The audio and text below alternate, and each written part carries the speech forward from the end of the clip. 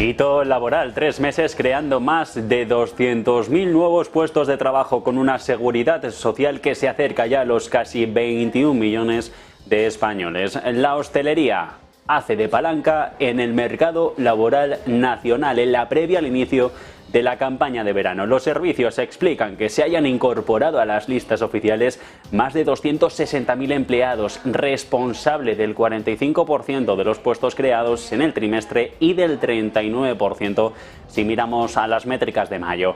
Transporte, cultura y ocio también contribuyen a una mejoría en las listas oficiales del empleo español.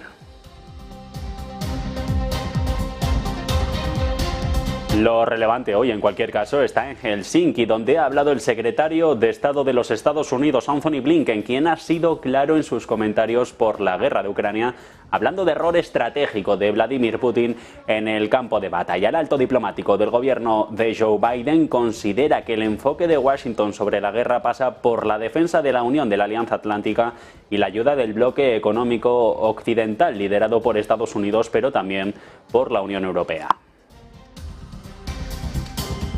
Por cierto, que Occidente se ha pronunciado en las últimas horas por la crisis de esta zona del mundo, de Taiwán. Francia, que cree que forzar una confrontación con China por este territorio no es lo mejor para Occidente y que el estado ambiguo actual de la isla puede ser lo mejor para todas las partes. Lo ha comentado el enviado de París a Washington, donde también ha revelado que hay ciertos problemas que hay que pensar, por ejemplo, que tal vez el status quo de Taiwán sea lo mejor que se puede lograr en estos momentos.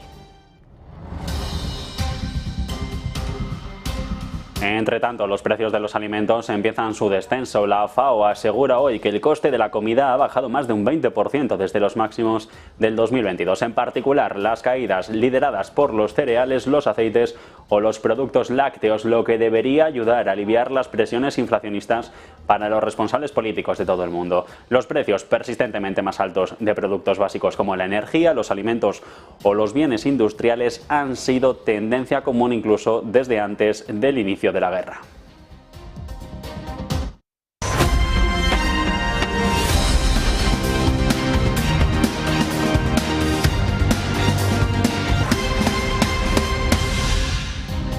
¿Qué tal? ¿Cómo está? Hito laboral. Más de 3 meses creando 200.000 puestos de trabajo con una afiliación a la Seguridad Social Española que se acerca ya a los casi 21 millones de españoles. La hostelería hace de palanca en el mercado laboral nacional a la previa al inicio de la campaña de verano. Lo que sí es extraordinario es que se alcance esta cota después de 2 meses de intensa creación de empleo. España nunca había conseguido registrar una racha como esta, con hoteles, bares o restaurantes preparándose ya para un verano histórico. Los servicios explican que se hayan incorporado a las listas oficiales más de 260.000 empleados, responsable el servicio del 45% de los puestos creados en el trimestre y del 39% si miramos a las métricas solo del mes de mayo. Transporte, cultura y ocio también contribuyen a una mejoría de las listas oficiales del mercado laboral español.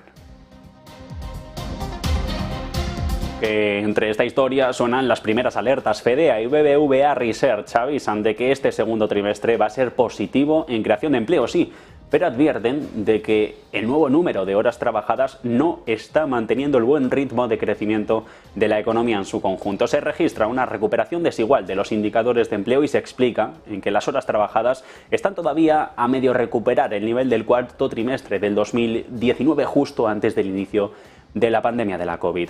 Los afiliados a la Seguridad Social, eso sí, ya se encuentran un 5% por encima de los niveles prepandémicos.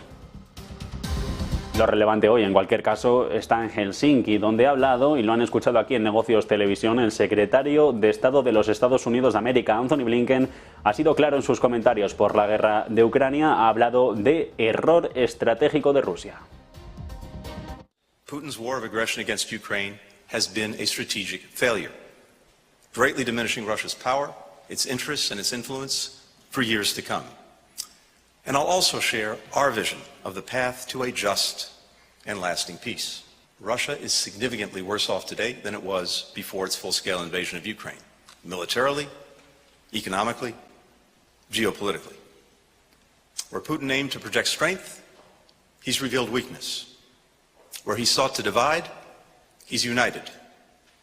What he tried to prevent, he's El alto diplomático del gobierno de Joe Biden, lo escuchaban, considera que el enfoque de Washington sobre la guerra pasa por la defensa de la Unión, de la Alianza Atlántica y la ayuda del bloque económico occidental, liderado por los Estados Unidos, pero también por la Unión Europea. Hablaba Blinken en todo caso de un error estratégico, asegurando que sin darse cuenta el Kremlin ha agravado la debilidad de las Fuerzas Armadas rusas, entorpeciendo la economía e inspirando la unión de la OTAN en su conjunto. His invasion cemented his long-running failure to diversify Russia's economy, to strengthen its human capital, to fully integrate the country into the global economy. Today, Russia's economy is a shadow of what it was, and a fraction of what it could have become, had Putin invested in technology and innovation rather than weapons and war. Russia's foreign reserves are down by more than half, as are profits from its state-owned enterprises. More than 1,700 foreign companies have reduced, suspended, or ended operations in Russia since the onset of the invasion. That's tens of thousands of jobs gone, a massive flight of foreign expertise, and billions of dollars in lost revenue for the country. Asegura Blinken que ha disminuido su poder e influencia el de Rusia y que ha fallado en su estrategia de diversificación económica. En todo caso, Washington confirma que apoyará cualquier iniciativa de paz que ayude a llevar al presidente Putin a la mesa de negociación para participar en una diplomacia, dice, significativa. The oil price cap that we and our G7 partners put in place has kept Russia's energy in the global market while dramatically cutting Russian revenues. A year into its invasion, Russia's oil revenues had fallen by 43%. The Russian government's tax revenues from oil and gas have fallen by nearly 2/3. And Moscow will not get back the markets that it has lost in Europe. Además, Washington amplía así las consecuencias de las sanciones sobre el mercado energético ruso, crucial, dice, para mantener los ingresos del Kremlin. Entre tanto, China no descarta que haya una mesa de negociaciones entre Ucrania y Rusia. Así lo ha indicado su enviado para asuntos euroasiáticos, Li Hui, quien se ha reunido en las últimas horas con Rusia, también con Ucrania, Alemania, Francia o Polonia. Más detalles, Eva Villanueva. Muy buenas. China no descarta que podamos asistir a una mesa de negociaciones entre Rusia y Ucrania. Su enviado para asuntos asiáticos, Li Hui, niega que los gobiernos de Kiev y de Moscú hayan negado firmemente la puerta a las conversaciones a pesar de las dificultades para ponerlas en marcha ahora. En su comparecencia, en su conferencia de prensa para hacer balance de esta gira que ha llevado a cabo en mayo, ha puesto de relieve cómo el riesgo de una escalada de la guerra entre Rusia y Ucrania sigue siendo alto y ha subrayado que todas las partes deben comprometerse y tomar medidas concretas para enfriar la situación y garantizar la seguridad de las instalaciones nucleares. En este marco, Li Hui ha hecho hincapié en que mientras sea propicio para aliviar la situación, China está dispuesta para hacer cualquier cosa. En su comparecencia, además, ha puesto de manifiesto las buenas relaciones con Moscú y ha subrayado cómo la parte rusa aprecia el deseo y los esfuerzos de Pekín para promover una solución pacífica de la guerra en Ucrania. Entre tanto, la respuesta acaba de llegar por parte de Apple a las acusaciones del gobierno ruso de espionaje valiéndose de una alianza con la Agencia de Seguridad estadounidense. Concretamente, los de Cupertino niegan trabajar directamente con agencias de inteligencia para infectar los smartphones de varios diplomáticos rusos. Recordemos en ese momento en el que justamente se había dicho ayer por parte de las autoridades rusas que se espió a varios diplomáticos rusos en las embajadas con las que cuentan en la Federación fuera de su territorio. Los de Apple dicen que nunca han trabajado con ningún gobierno para instalar una puerta trasera, como se conoce comúnmente a ese tipo de virus de espionaje, en ningún dispositivo de Apple, pero más allá dice que nunca lo va a hacer. Son palabras de la corporación que está publicando a esta hora de la tarde la agencia Reuters después de esa divulgación que comentábamos por parte de la Agencia de Seguridad rusa, en la que hablaba de campaña de inteligencia de los estadounidenses con la connivencia de los Olímpicos de Cupertino. Entre tanto, y volviendo a la actualidad del día, 4 contramedidas anunciadas por Estados Unidos al incumplimiento ruso se han hecho públicas en las últimas horas. Washington deja de cumplir parte del nuevo Tratado START o el START 3 de desarme nuclear en respuesta al incumplimiento del pacto por parte de Moscú. En todos los casos, eso sí, Estados Unidos, a través de un comunicado hecho público por su Departamento de Estado, va a ofrecer adherirse a las restricciones hasta 2026, pero eso sí, avisa si Rusia cumple también su parte. Y mientras tanto, Moscú sigue tratando de diversificar las fuentes de venta para el gas y ahora cambia Ceuta por Canarias. El 10% del petróleo ruso ya pasa por las costas españolas. La burla de las sanciones europeas suma 4 operaciones de trasvase en las cercanías a las islas españolas, mientras que el estrecho de Gibraltar sigue siendo un paso obligado para los buques que van hacia las costas griegas. Los envíos de petróleo ruso por la vía marítima registran a mediados de mayo un máximo histórico, a medida que se quedaba cerca de los 4 millones de barriles diarios. Récord de exportaciones nunca antes vistas por parte de los Urales a China, India y Turquía, que en conjunto representan el 97% de los compradores de petróleo ruso actuales enviados por buques. Y esto cuando Brasil vuelve a dar un paso hacia Rusia. Ahora es el principal asesor de política exterior del país, comentando en las últimas horas que Occidente debe tener en cuenta las preocupaciones de seguridad del presidente ruso Vladimir Putin en este contexto en el que el domingo se va a auspiciar una cumbre de los países emergentes de los BRICS en Ciudad del Cabo, todavía en vilo por la posible orden de detención internacional que pesa sobre el presidente Putin, la promulgada por el Tribunal de la Haya. En cualquier caso, Brasilia quiere evitar, dice, firmar una paz de los vencedores y utiliza el símil con la Segunda Guerra Mundial, dice, al estilo de Versalles. El político cree, concretamente del ejecutivo de Luis Ignacio Lula da Silva, que la postura beligerante de Occidente contra Moscú corre el riesgo de provocar un conflicto más amplio. Insiste en que no quieren una tercera guerra mundial y que incluso tampoco una nueva guerra fría.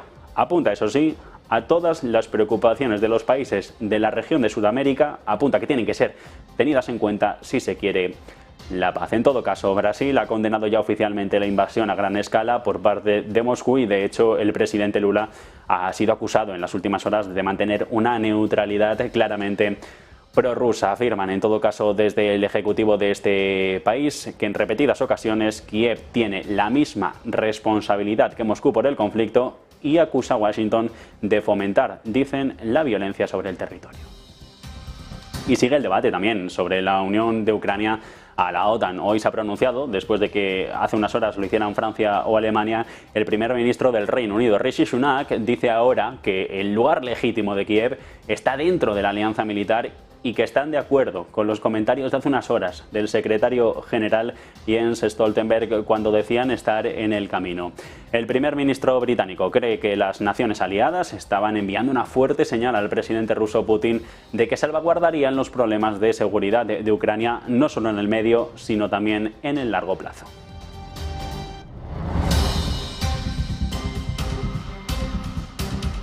Nosotros paramos unos minutos para publicidad y seguimos en el relato informativo de la jornada en Negocios Televisión.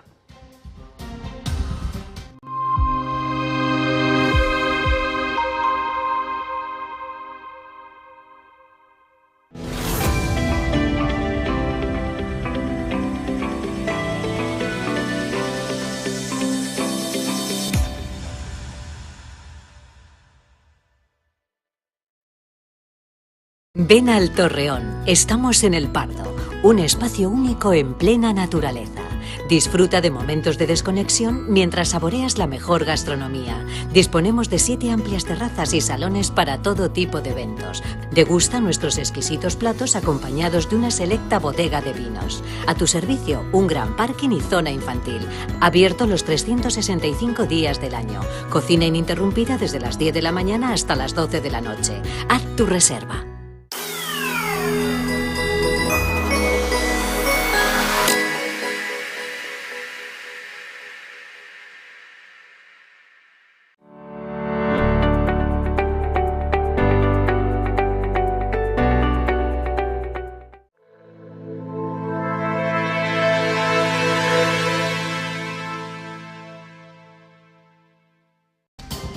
Y precisamente volvemos a la actualidad geopolítica. Es en Londres donde la inteligencia británica cree que los últimos ataques contra la región rusa de Belgorod, en la frontera con Ucrania, están haciendo que Rusia se plantee por dónde puede lograr un mejor resultado. Volvemos contigo, Eva Villanueva.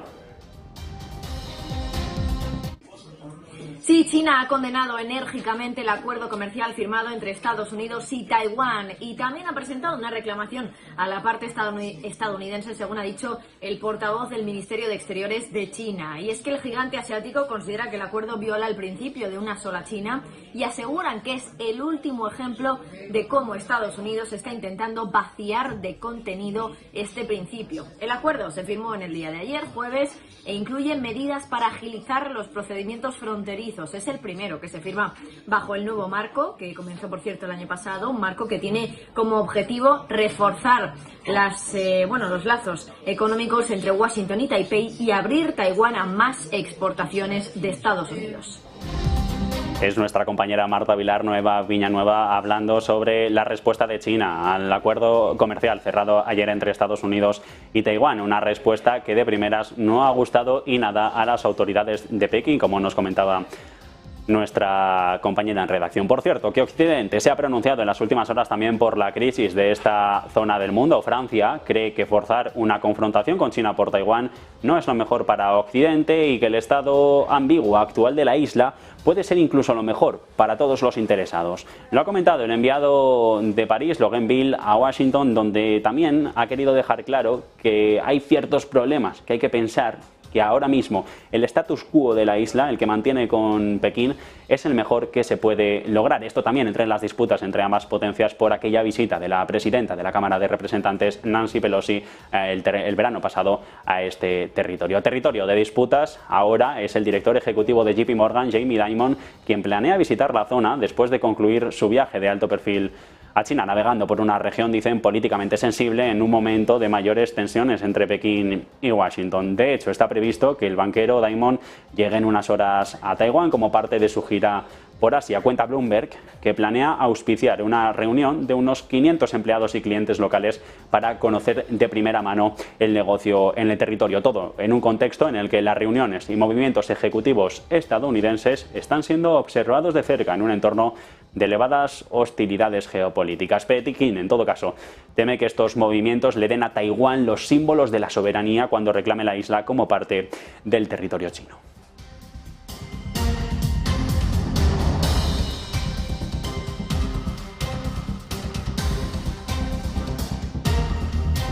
Y parar la violencia o enfrentar graves consecuencias. Ese es el aviso que le ha hecho Europa a Serbia y a Kosovo. Concretamente, Emmanuel Macron y el canciller alemán Olaf Scholz le han dicho a este territorio, a Kosovo, que debe celebrar elecciones locales en esta zona problemática del norte, en la que las urnas se abrieron a finales del mes de abril y que ahora parece que son un problema con el ejército serbio, que les ha llevado enfrentamientos en las últimas horas. De hecho, desde Serbia dicen que tienen que asegurarse que participen sus parientes étnicos en Kosovo, en esta lucha por las diferentes realidades y sentimientos nacionalistas de la zona. También se ha pedido a ambas partes que trabajen de manera conjunta en la creación de un mecanismo, el llamado Asociación de Municipios Serbios, que se acordó originalmente hace una década en conversaciones negociadas por la Unión Europea para dar a los serbios, que son la población dominante en el norte de Kosovo, más autonomía sobre el desarrollo económico, sobre la educación y otros aspectos del día a día. De hecho, el jefe de política exterior de la Unión, Josep Borrell, ha dicho que no hacerlo va a tener graves consecuencias para las relaciones de ambos países, de Kosovo y de Serbia, directamente con la Unión Europea. Recordemos que ambos son territorios que quieren acceder al bloque comunitario.